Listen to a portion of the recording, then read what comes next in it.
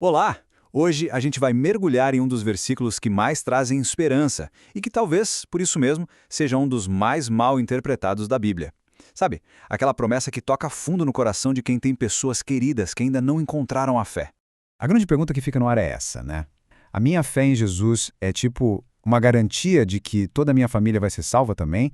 É uma esperança muito forte, que muita gente repete como se fosse uma promessa fechada, mas o que será que o texto original realmente queria dizer?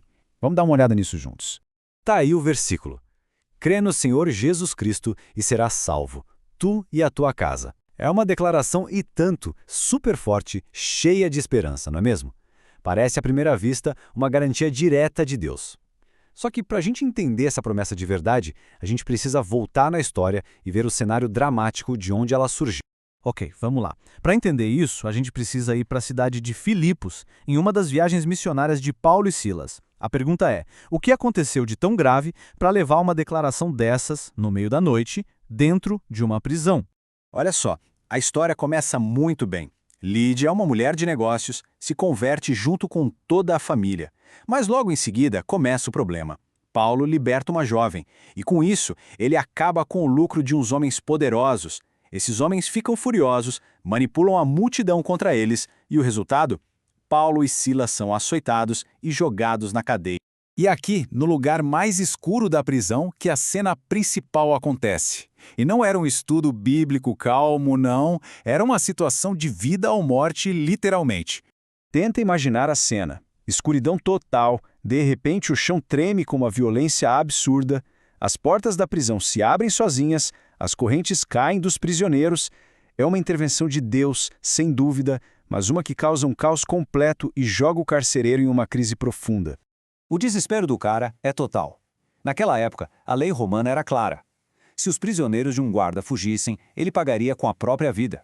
Então, para ele, já era. A única saída que ele via era o suicídio. É nesse exato momento que Paulo grita, impedindo ele, dizendo que estavam todos ali.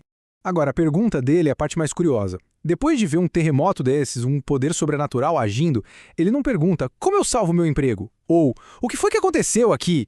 Não. A pergunta dele é, o que eu preciso fazer para ser salvo? É uma pergunta sobre a alma.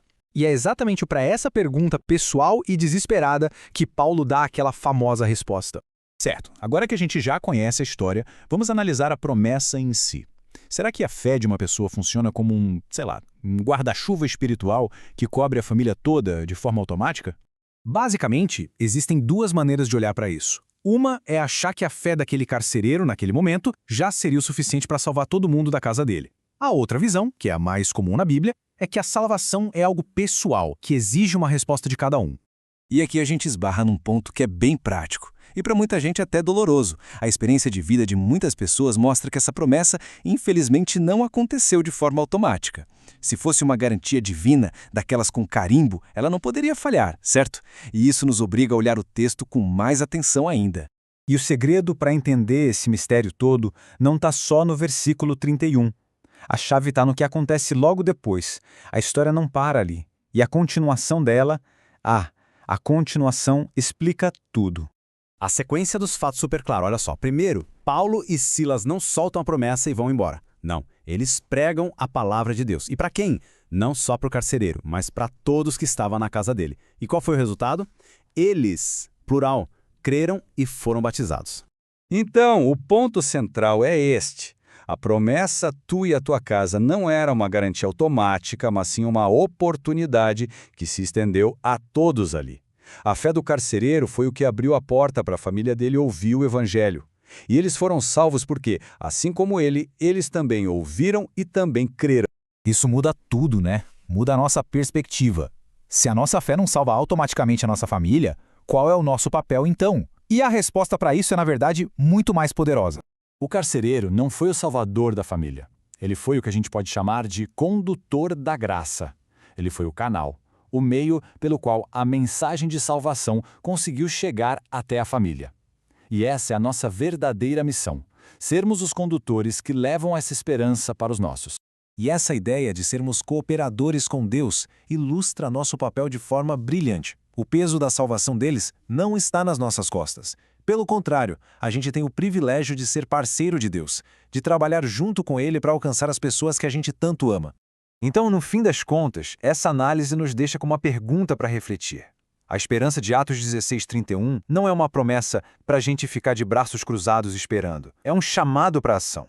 A questão que fica é como nós podemos ser, hoje, esse cooperador com Deus, esse canal da graça, abrindo a porta para que a nossa família também tenha a chance de ouvir e crer.